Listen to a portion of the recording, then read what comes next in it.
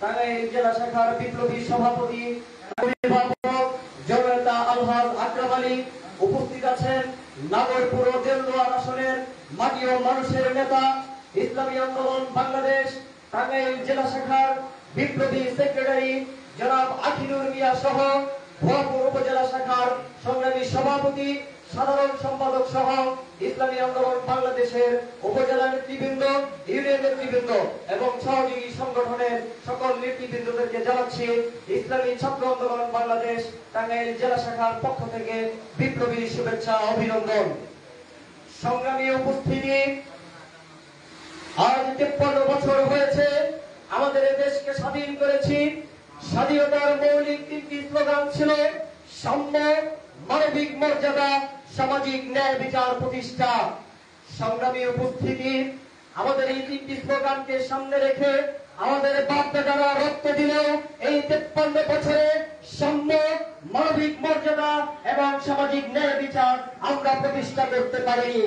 এই 53 বছরে আপনারা দেখেছেন বহু নেতা আমাদেরকে শাসনের নামে শোষণ করেছে, বহু দল আমাদেরকে শাসনের নামে শোষণ করেছে, কিন্তু আমাদের যে মৌলিক 3টি স্লোগান ছিল সাম্য, মানবিক মর্যাদা, সামাজিক ন্যায় বিচার প্রতিষ্ঠা, আমরা এগুলো প্রতিষ্ঠা করতে পারিনি।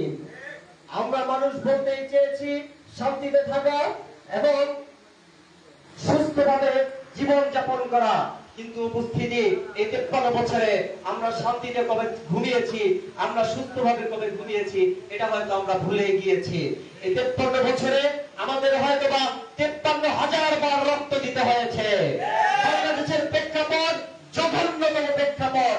প্রত্যেকটা সরকারকে পরিবর্তন করতে গিয়ে আমার দেশের ছাত্র জনতাকে রক্ত দিতে হয়েছে, কৃষক শ্রমিককে রক্ত দিতে হয়েছে, শিক্ষক শ্রেণীকে রক্ত দিতে হয়েছে, সর্বসাধারণকে রক্ত দিতে হয়েছে, কিন্তু আমরা কি শান্তি প্রতিষ্ঠা করতে পেরেছি? আমরা কি মুক্তি পেয়েছি? কাঙ্ক্ষিত মুক্তি পাইনি। কেন মুক্তি হলো না এটা আমরা আজও পর্যন্ত খুঁজে পাইনি। তবে আমাদেরকে এবার খুঁজে বের করতে হবে। সর্বশেষ 17 বছর আমরা যে গোলামের জিঞ্জিরে আবদ্ধ ছিলাম, এটা থেকে ছাত্র জনতার ঐতিহাসিক গণ অভ্যুত্থানের মাধ্যমে আমরা এই গোলামের জিঞ্জির থেকে মুক্তি পেয়েছি। এই ছাত্র জনতার গণ অভ্যুত্থানে সর্বসাধারণ রক্ত দিয়েছে। আপনারা দেখেছেন স্বাধীনতা সংগ্রাম থেকে শুরু করে ভাষা আন্দোলন, তিতুমির আন্দোলন, ফরাজি আন্দোলন থেকে শুরু করে সর্বশেষ 17 আন্দোলন, আপনারা দেখেছেন ছাত্র জনতার ভূমিকা ছিল ঐতিহাসিক ভূমিকা। প্রিয় উপস্থিতি, ছাত্র জনতা এই 17 বছর পরে যে পরিবর্তন আপনাদেরকে দিয়েছে, এই পরিবর্তন আমাকে আপনাকে ধরে রাখতে হবে। তো আপনারা গোপালপুর ভুয়াপুর, এটা আমারও আসন, এই আসনে আপনারা এই 53 বছরে যে শাসন দেখেছেন, সেই শাসন কি আমাকে আপনাকে সুস্থভাবে থাকতে দিতে পেরেছে? এমন হয়েছে যে একটা রাজনৈতিক দল দেশের লিডিং পাওয়ারে এসেছে, অন্য যে বিরোধী পার্টি ছিল সেই বিরোধী পার্টি রাস্তাঘাটে মিটিং মিছিল করতে পারে না। মিটিং মিছিল করলে তার অফিস ভেঙে দেওয়া হয়, তার নামে মামলা দেওয়া হয়। এই কিসের মামলা? সেই বিরোধী পার্টি করে। এই রাজনীতিকে আপনারা আরো চান? 17 বছর যে রাজনীতি চলেছে, 53 বছর যে রাজনীতি চলেছে, এই রাজনীতিকে আপনারা আরো চান? যেই নেতা আপনাদেরকে নেতার পরিবর্তনের কথা বলেছে, শুধু তার দল আসলে কি কাজ করবে এটা বলেছে, কিন্তু নীতিকে পরিবর্তন করবে এটা যারা বলেনি, তাদের উপরে আপনারা আরো আস্থা রাখতে চান? আপনারা দেখতে পেয়েছেন এই বিপ্লবের পরে যারা এই দেশকে নিয়ে স্বপ্ন দেখছে যে আমরা লিডিং পাওয়ারে যাব, আমরা সংসদ পরিচালনা করব, তাদের অবস্থা আপনারা দেখেছেন। তো আমি ঈদের সময়, এই রমজানের ঈদের পরে আমি একটি ইউনিয়নে গিয়েছি, গোপালপুর থানা হাদিয়া ইউনিয়নে। সেখানে কমপক্ষে 60টা দোকান ছিল সেই বাজারে। প্রত্যেকটা দোকানে গিয়েছি, পিসাইড কাউন্সিলের পক্ষ থেকে সালাম জানিয়েছি। ওই ইউনিয়নটা এবং এই বাজারটা একদমই হচ্ছে যারা এই যে স্বপ্ন দেখতেছে, দুঃস্বপ্ন দেখতেছে, তারা এককভাবে রাষ্ট্র গঠন করবে, তাদের অধ্যুষিত এলাকা ওইটা, ওই এলাকার লোকজন বলেছে, প্রত্যেকটা দোকানপাট বলেছে আগেই ভালো ছিলাম। তাহলে চিন্তা করেন অবস্থা কত ভয়ঙ্কর। 17 বছর আমরা যে ভয়ঙ্কর পরিস্থিতিতে ছিলাম, সেটার থেকে ভয়ঙ্কর পরিস্থিতি নাকি এখন হয়েছে। এটা কি আপনারা শুনতে চান? আমি ছাত্র হিসেবে এটা আমার জন্য লজ্জাজনক, কারণ রক্ত দিয়েছি, ঘাম জড়িয়েছি। 1.5 মাস একটা পাঞ্জাবি পরেছিলাম।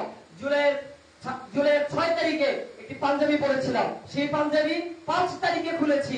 আমার এই গন্ধ পাঞ্জাবি নিয়ে ১.৫ মাস রাজপথে ছিলাম। এটা তো আমার জন্য লজ্জাজনক। কি আন্দোলন করলাম, কি রক্ত দিলাম, এই ৫৩ বছরই বা কি রক্ত দিলাম, আমার বাপ দাদারা স্বাধীনতা সংগ্রামী কি রক্ত দিল যে আমাকে আবারও এই কথা শুনতে হচ্ছে? এমন নেতাদের হাতে আপনারা কি এই দেশ ছেড়ে দিবেন? এই দেশ ছেড়ে দিবেন? আপনারা তো এতদিন দেখেছেন ইংরেজি শিক্ষিতদের শাসন। আপনাদের ভুয়াপুরের গৌরব প্রিন্সিপাল ইব্রাহিম খান, উনি ঢাকা বিশ্ববিদ্যালয়ে একটি বক্তৃতা দিয়েছিলেন এবং সেই বক্তৃতা প্রথমা প্রকাশনী থেকে একটি বই বের হয়েছে, সেটাতে উল্লেখ করা আছে তার এই বক্তৃতা। সেখানে তিনি বলেছেন যে আমার এই জীবনে, আমার বুঝমান হওয়ার পর থেকে আমার এই জীবনে আমি যত শাসন দেখেছি, সমাজ ব্যবস্থা দেখেছি, এই যে মোল্লা মুন্সিরা যাদের ইংরেজি শিক্ষিতরা হেয়পূর্ণ করে, তারা যে হালাল হারাম বেঁচে খেয়ে সমাজে যে পরিবর্তন আনতে পেরেছে, যে সুশাসন দিতে পেরেছে, যে শান্তি দিতে পেরেছে, যে মুক্তি দিতে পেরেছে, এমন মুক্তি একজন ইংরেজি শিক্ষিতদের কেউ দিতে দেখিনি।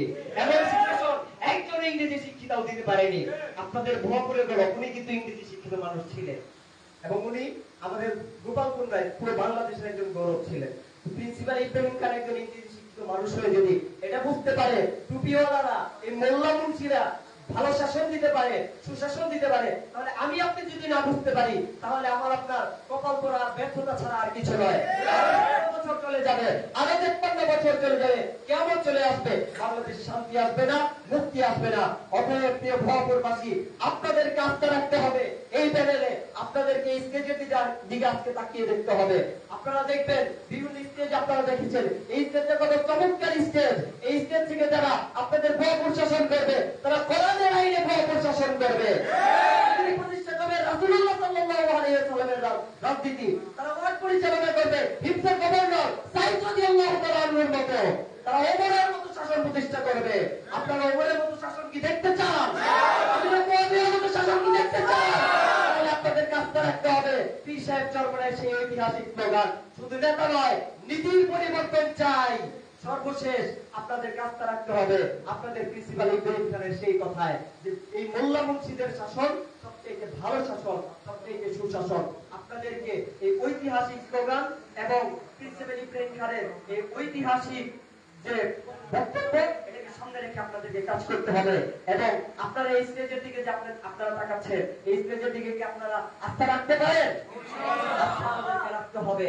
এবং আগামী দিনে এটা হচ্ছে আমাদের টাঙ্গাইলের গুরুত্বপূর্ণ একটি আসন, গোপালপুর ভুয়াপুর। গুরুত্বপূর্ণ নেতারা এখানে নির্বাচন করে।